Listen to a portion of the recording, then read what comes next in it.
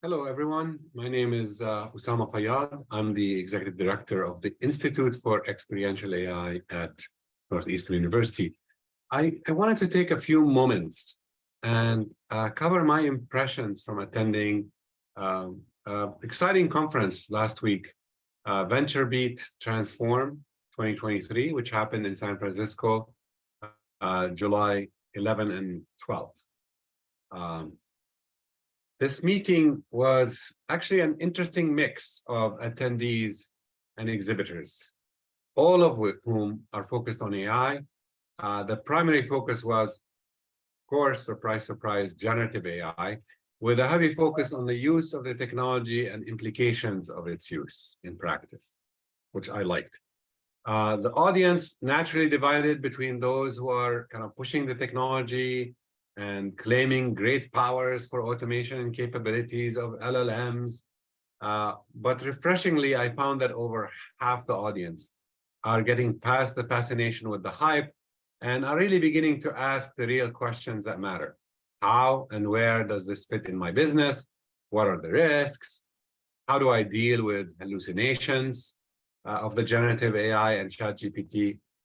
I like to call them errors, not hallucinations, by the way. What are the alternatives to ChatGPT? And meaning the expense and the privacy and all those issues. And how is regulation or oncoming regulation going to affect my use of this technology? You know, how dangerous is it? From a business risk perspective.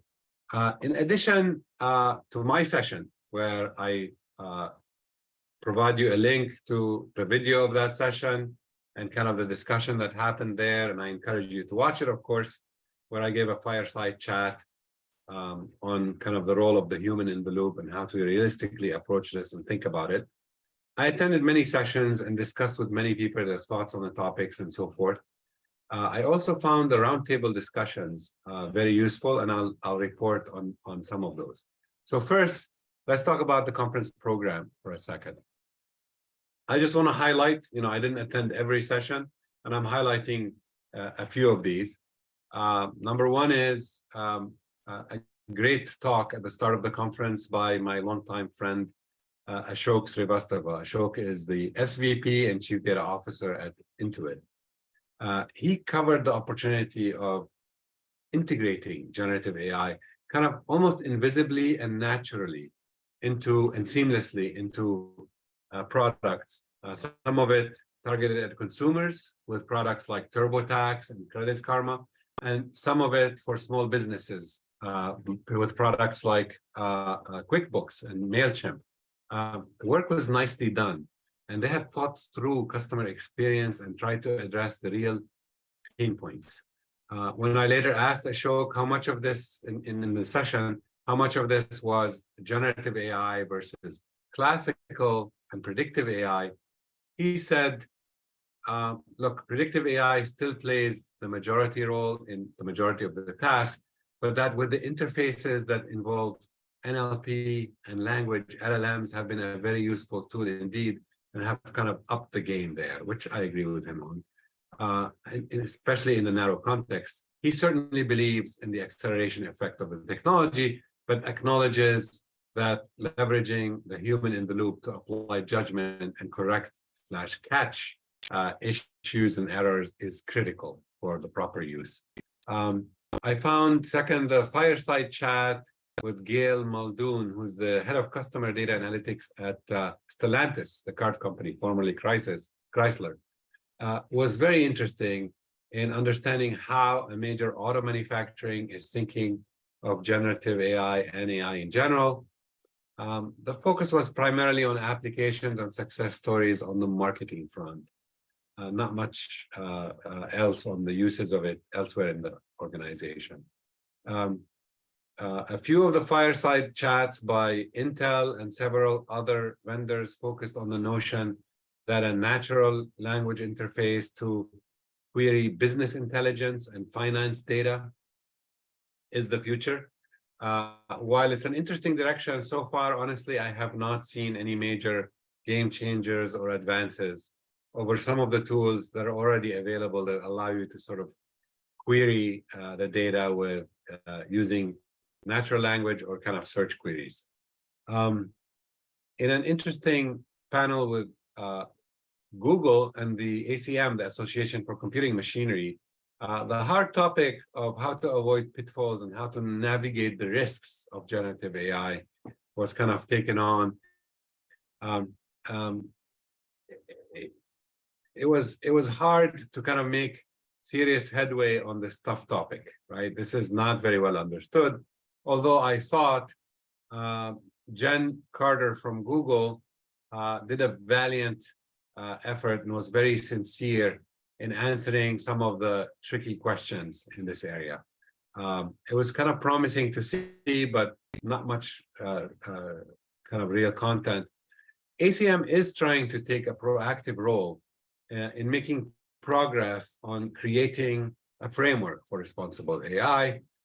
It's actually noteworthy that Ricardo Baeza-Yates, our director of research at the Institute for Experiential AI, actually serves a key role on this committee and has been playing a very active role in developing and evolving the framework for kind of responsible AI. So it was good to see it represented.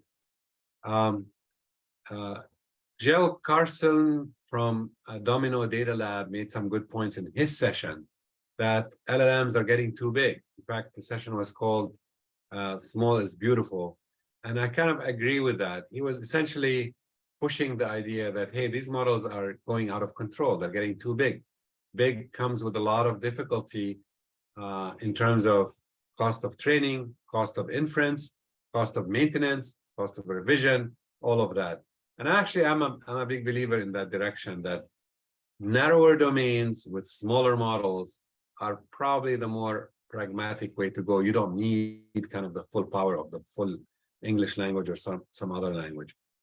The fireside chat with Fidelity Investments, Sarah Hoffman, on how to leverage the technology for productivity, but do it responsibly in a highly regulated industry such as financial services, was, I thought, practical and clear discussion of how enterprises should be thinking of leveraging the technology responsibly.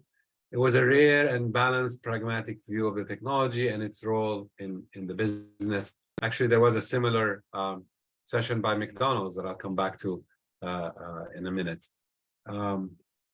Actually, let me cover it now. A particularly interesting session on how, and relevant session on how McDonald's is leveraging generative AI to become an early adopter of the technology to drive the business was very interesting. The speakers were Joanna Lepore, head of global foresight at McDonald's, and Zach Richard, who is the senior director of data science. I thought the session was rich. They presented a set of nice approaches that are both practical and effective for implementing the technology on the right problems and the right context, and evaluate and use it in marketing, in communications, and in understanding the market in their highly competitive space. I was intrigued how Joanna's area is called foresight. In fact, I commented to her about this rather than research or advanced technology. I like this term foresight because it kind of implies a fusion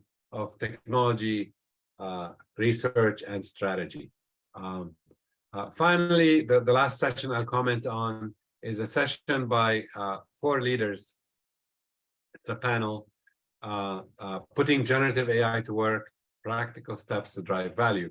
The most outspoken on the panel was the new CEO at Data Robot,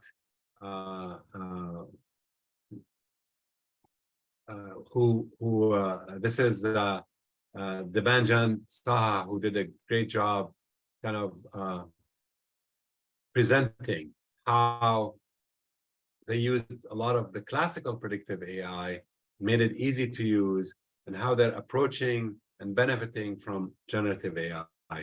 The other organization that was represented on the panel was Baptist Health, by 2 panelists who were essentially representing the user community.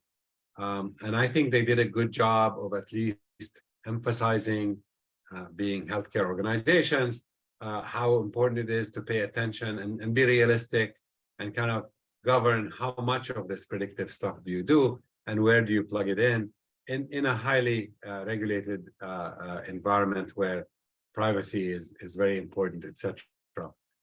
This panel was actually moderated by Lake Dai, who is a VC, but also is at Carnegie Mellon University as an adjunct professor. And she essentially represented issues in applied AI and the use of technology in financial services, in addition to, of course, the healthcare and the case studies that Data Robot talked about. So that's what I wanted to say about the sessions themselves. Let me take a few moments to talk about the roundtables, which I found to be very useful and interesting discussions. The first roundtable I attended was continuing the conversation on building a comprehensive approach to enabling trusted AI. So trustworthy AI is a big topic. This roundtable was led by Hillary Ashton of Teradata, who did a good job in kind of guiding a wide-ranging discussion on the issues. But then a lot of the issues centered around regulation and the fact that regulators are far behind when it comes to what are the guardrails and when it comes to understanding also the technology and what it really means. Incidentally, and very recently, the White House, President Biden has come up with a bunch of requirements saying, hey, companies must have guardrails, companies must worry about cybersecurity and all that stuff. But we have yet to see kind of the regulatory agencies get involved and work. I took the position that our emphasis, really, I mean, the space is hard and it's typical for technology to lead and for regulation to lag. In fact, that should be the case. However, if we take an approach that says, look, it's really about determining liability, right? And that, in our view, at least I speak for the Institute and the university, the technology should not be making decisions, especially in areas that affect people's lives and safety and kind of livelihood. What the technology should be doing is providing recommendations. One of the members of the Institute for Experiential AI, Ray Winslow, who leads computational medicine and life sciences at the Roux Institute, he uses a term which I love. He says, I like to see AI be a critical member of the healthcare team. It makes recommendations, but then the physician or the surgeon has to make the final call and indeed be liable for that call. My attitude is the liability should sit with an individual or a legal entity. And once you do that, then you have people getting motivation to say, wait a second, before I launch this, before I do this, I need to think through what the consequences might be. And that gives us some self-regulation. Of course, then I think it becomes time for the regulatory side to step in, not to stop us from doing stuff, but to make it easier for those who want to deploy, kind of deploy within guardrails, because that reduces their liability. They'll say, hey, I met the requirements of the US government or of the department so-and-so, and therefore I'm within the guidelines and I'm okay. And that's how kind of regulation can help advance the technology. The other two roundtables I wanted to talk about. One is how the C-suite views generative AI. That was a discussion led by Sharon Goldman of VentureBeat, who brought together a very engaged group of attendees. It was a really crowded session. The main themes were around the importance of explaining and demystifying the technology from an executive and board perspective. I shared several of my experiences. I've had the honor and pleasure of speaking with many boards, board of directors, as well as board of directors and executive teams, as well as executive teams, sometimes all the way to like heads of funds or heads of limited partners in private equity, and kind of realize, you know, how do you demystify the stuff? How do you make it understandable? How do you make it relevant for how to think about it? The discussion we had at the session brought out great points on governance, on regulation, on identifying risks, and tracking those risks, and finished with a discussion of, what should I call it, the over expectation that sits in the heads of many board members and many executive teams or CEOs who think the technology can think, can reason. LLMs don't have a reasoning model. LLMs don't understand consequences. LLMs can be silly often. So a lot of this is about kind of making it clear that, hey, don't get over caught by the hype and by the competitive threats. You need to be educated around the limitations of this technology. And I like the technical term, these are stochastic parrots. And the stochastic parrot aspect of LLM is very, very important to keep in mind. The final roundtable I'll comment on is a roundtable on generative AI for customer service. This is an important topic that gets a lot of attention. And I found the panel interesting because, it's not the panel, sorry, the roundtable. Some of the participants thought, well, this area is very easy, right? Because it's a no-brainer, right? It's customer calls with a problem and you have the AI respond to them. Others thought that, hey, it's also easy because the company owns all the data and we don't have data access issues. Well, it turns out, from my experience, what appears on the surface to be easy can be very complicated along two fronts. Number one, often the customer is upset. There's a lot of emotional components. These LLMs are not great at dealing with emotional issues.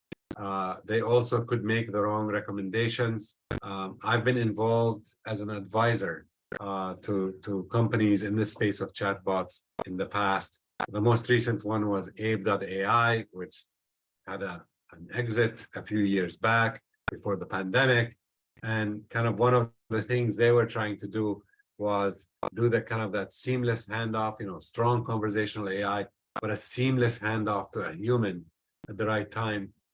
That's a very hard problem. A chatbot can only go so far, and you have to do the handoff. And so far, I haven't seen anybody who solved that problem. The second issue is the data itself, because many of these call centers are outsourced, and they often go through cycles of outsourcing, insourcing, when the enterprise gets frustrated with the service. But in general, many organizations can't even have access to that data. And there are privacy issues with that data. It's not kind of free for all. There may be PII information in it. There may be privacy related information about a household or an individual. So you have to be careful about how to use it. So it's a lot more tricky than you think. There was at least one, maybe two startups in the session where they claimed they solved these problems of handoff, of doing very good, strong conversational AI. I will remain a skeptic until I see deployments at large scale with big organizations. But I don't deny that they said, they make claims that with generative AI, they're able to kind of take it to the next level.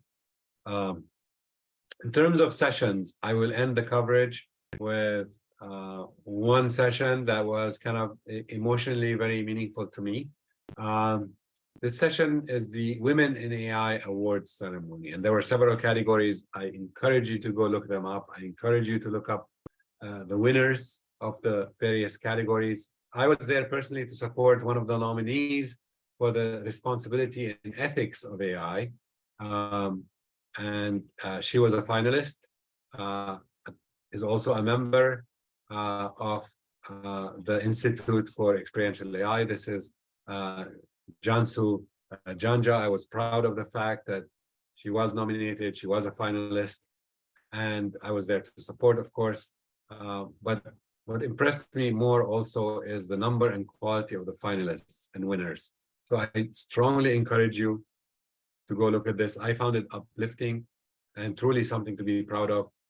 In fact, I'll take this moment to salute VentureBeat for championing these awards and highlighting the recognition of contributions of women in this fast-growing field of AI. With that, I'm going to end it.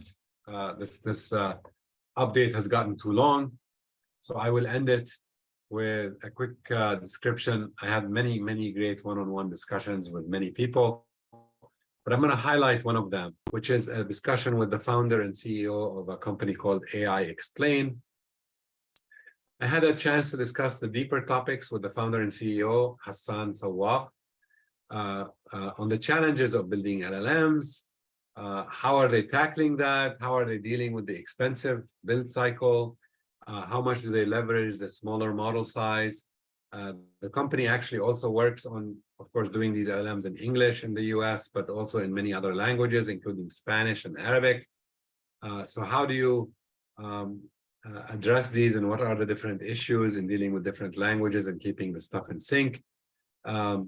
Their approach also is to create a marketplace where people actually develop an application, and the marketplace could be private, so an enterprise can use it just within the enterprise, but they could also set some flags and say anybody can use it.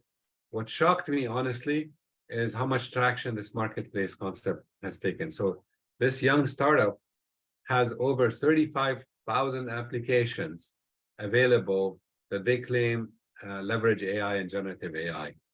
We had a deep discussion on hard topic of how to make the models understandable so you can gain user and corporate customer trust, etc. But anyway, again, one of many very interesting discussions, and I came back with a lot of ideas and a lot of great contacts from the conference at VentureBeat in San Francisco. Thank you for listening. I'll try to blog about this, and definitely look for a pointer to various related material, including a video of my fireside chat session at that conference. Thank you, and talk to you in another update. All the best.